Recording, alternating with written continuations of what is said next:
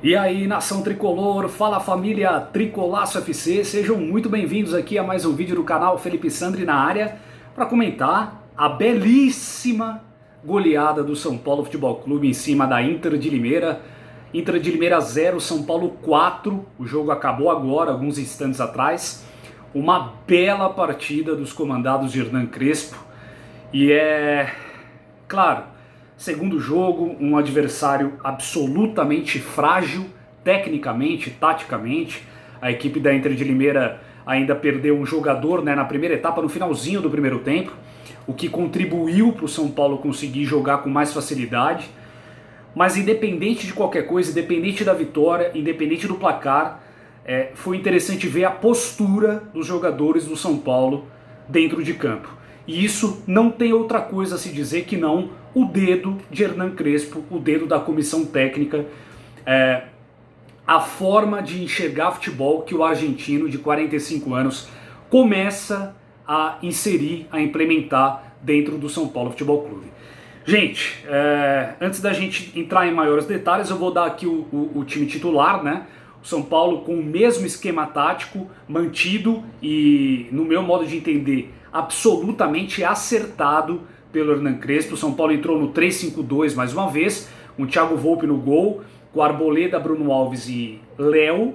Aí Igor Vinícius na ala direita, digamos assim, Reinaldo na ala esquerda, Luan voltando, né, primeiro jogo dele no Campeonato Paulista, tendo a companhia de Daniel Alves e Gabriel Sara. Na frente, Luciano e Pablo. Mais uma vez, o time acertado. Eu acho que o Hernan Crespo acertou na escalação, acertou no esquema tático e acertou na maneira de enxergar a partida, na estratégia que ele criou para esse jogo. O São Paulo dominou as ações desde o primeiro tempo, como eu disse para vocês. A Inter de Limeira mal conseguiu criar nenhuma chance, assim, criar alguma oportunidade de gol, algum perigo. Thiago Volpi praticamente assistiu, né, o jogo ali de uma posição privilegiada, digamos assim, dentro do gramado. E o São Paulo jogou muito bem. O São Paulo foi para cima, o São Paulo teve fome, o São Paulo combateu, o São Paulo competiu. É isso que o torcedor tricolor quer ver do seu time. É o que eu sempre digo, vitórias, elas são consequência de ações dentro do campo.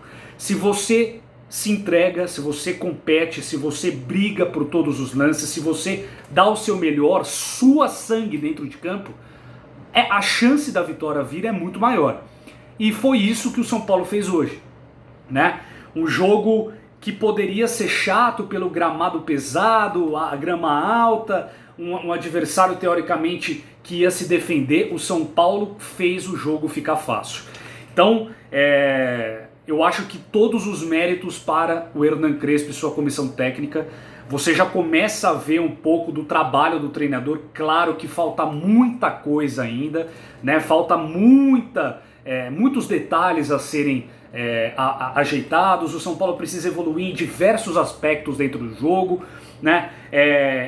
O São Paulo ainda tem situações que ele ainda pega vícios da temporada passada, né? Em determinados momentos do jogo o time trava, o time parece que falta um pouco de repertório, falta um pouco de coragem, falta um pouco de ousadia para você criar alguma situação, para você ir para cima, para você de certa forma sair um pouco daquela nebulosidade momentânea daquele instante do jogo. Mas você já começa a ver o dedo do treinador, como eu disse aqui. Então, gente, o São Paulo abriu o placar cedo, né, com o Gabriel Sara, cerca de 4, 5 minutos, numa ótima jogada do Pablo, né? Olha como são as coisas, né? Por isso que eu falo, tem jogadores e jogadores, né? Tem jogadores vagabundos e tem jogadores que não rendem com determinados treinadores. Tomara que seja o caso do Pablo. É claro que já passaram outros treinadores e o Pablo foi a nhaca que foi, né? Não é porque ele fez gol agora, não é porque ele fez gol no jogo anterior, que foi roubado, né? A arbitragem roubou, garfou o São Paulo no jogo de estreia do Campeonato Paulista contra o Botafogo de Ribeirão Preto. Não é por isso que tudo está bem com o Pablo. Não, não está. O Pablo está começando a ganhar confiança de novo. Mas um problema que você nunca viu do Pablo foi o fato, principalmente, dele se entregar. Ele corre, o Pablo, ele disputa.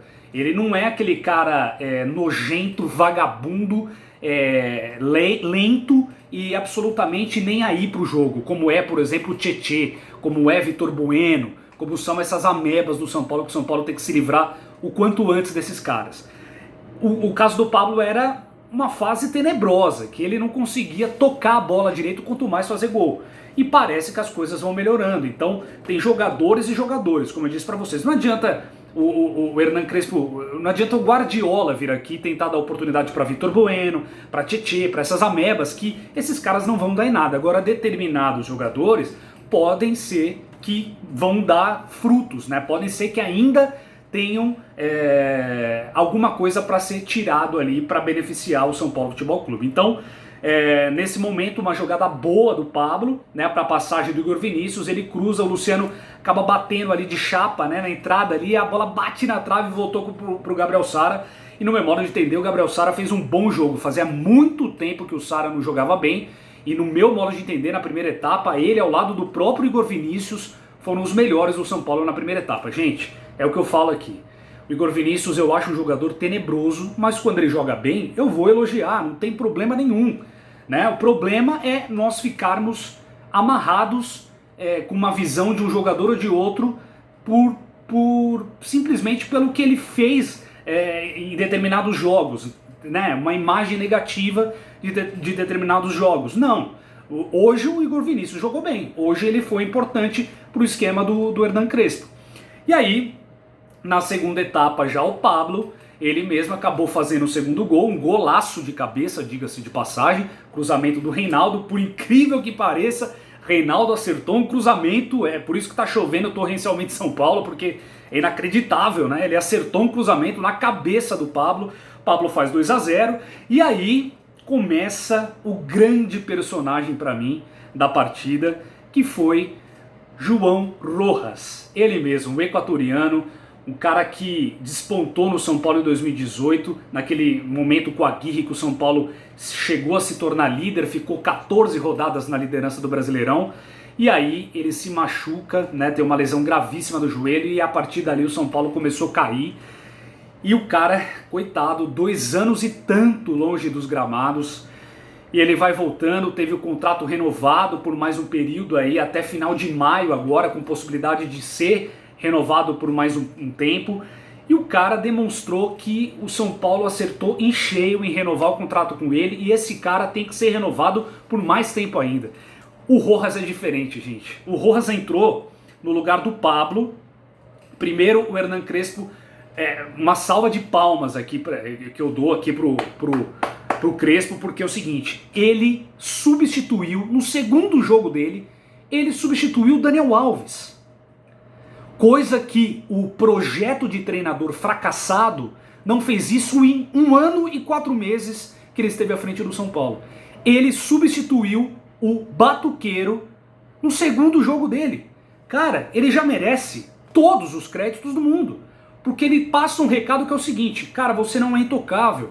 Se você não estiver rendendo, eu vou te tirar. E ele tirou. Então, palmas para o Hernan Crespo, que teve audácia que aquele projetinho de treinador safado lazarento não tinha.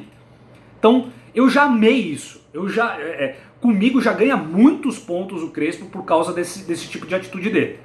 Então, primeiro ele tirou o Luan, aos 18 minutos do segundo tempo, colocou o Nestor. Mais uma vez eu aplaudo o Crespo, porque ele precisa rodar o elenco, ele precisa conhecer os caras, e tá certo. É o Campeonato Paulista que vai fazer isso, a gente tem que vencer. É um título importante, sim, pro São Paulo sair da fila. Eu vou comemorar como se fosse uma Libertadores, como se fosse um Mundial. Mas, cara, ele tem que rodar, ele tem que conhecer o elenco. Não adianta, ele não tem tempo, ele tem que ser agora. Ele não teve pré-temporada, né? Então, eu gostei demais da atitude do Crespo no segundo tempo, rodando o elenco. Então, ele tirou o Luan, colocou o Nestor. Aí, aos 27, ele tirou o Pablo, colocou o Rojas. Tirou o Daniel Alves, o Batuqueiro, como eu disse, colocou o Profeta. E aos 35... ele tira Luciano, coloca o Gariano na ponta direita e tira o Reinaldo e coloca o Wellington também para jogar. Cara, eu amei essa atitude do Crespo, juro por Deus.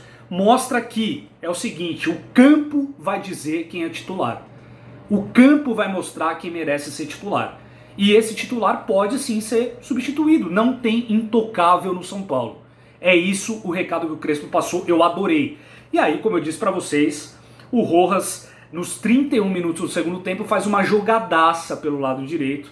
Ele dá um corte, um come ali no lateral da Inter de Limeira, o cara sai catando um cavaco ali, e ele chuta cruzado, a bola, o Luciano chega ali de carrinho, acaba empurrando pra rede, a princípio impedimento, o VAR foi lá e constatou que estava muito distante, como a arbitragem brasileira é horrorosa, um lance de, sei lá, 1,5 metro de distância, o cara achou que estava impedindo bandeira, é inacreditável a arbitragem brasileira, mas aí o VAR corrigiu, 3-0 São Paulo, e aí no finalzinho, nos 45, um pênalti que eu julgo que não foi, apesar do zagueiro ter entrado forte ali no Igor Vinícius, ele primeiro tocou a bola, mas o juiz deu pênalti, e aí o Rojas, né, numa sinalização muito bacana ali do elenco do São Paulo, o Hernanes conversou com ele e tal, o Rojas foi lá, pegou a bola e sacramentou na bochecha da rede, pênalti 4-0 para o São Paulo, com o gol do Rojas fechando o placar e tendo um emblema muito bacana por essa vitória ter sido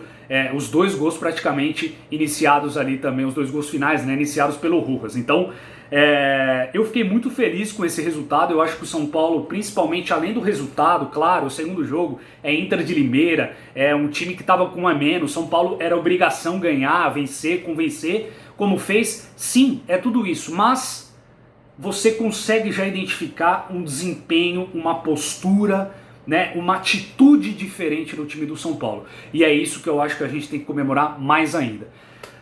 É isso. Gostei demais. Parabéns para o Crespo, para a escalação, para o esquema tático, para a estratégia durante a partida e para as substituições. Parabéns para o Hernan Crespo. É sinal agora, eu consigo identificar que nós temos um treinador. Coisa que a gente não tinha com aquele projetinho safado de treinador que a gente tinha no banco de reservas. Agora a gente tem um verdadeiro treinador que eu acho que começa a fazer um trabalho bom, interessante, bacana, e dando tempo como a gente deu para aquele projeto, como a gente não, né? Como a diretoria deu para aquele projetinho de treinador, tudo indica que a gente pode ter uma vida feliz aí pela frente. Tomara que seja. E só para a gente encerrar o vídeo, parece que tá tudo certo com Orejuela. Nós temos um lateral direito agora, isso indica que provavelmente o Crespo vai utilizar o batuqueiro ali pelo meio ou no máximo na ponta direita, né? Mas contar somente com o Igor Vinícius não dava, obviamente. O São Paulo fecha a contratação, tudo indica, pelo menos adiantado pelo jornalista PVC, que o São Paulo fecha e sacramenta a contratação de Orejuela até 2024, né? 50% dos direitos econômicos do São Paulo, os outros 50% do Ajax. O São Paulo compra esses 50% do Cruzeiro e tudo indica que tá tudo certo para o São Paulo ter um novo lateral aí, o colombiano Orejuela. Eu acho uma ótima contratação. Vamos ver os números, ainda não soltaram, né, a negociação em si como foi. Quando soltar eu trago aqui as informações para vocês, tá bom? É isso, galera. Ótima vitória do São Paulo para nos dar alegria, motivação, confiança para esse elenco. Vamos para cima que tem muita coisa ainda a melhorar, mas eu já gostei do que eu vi hoje. Grande abraço, vamos São Paulo!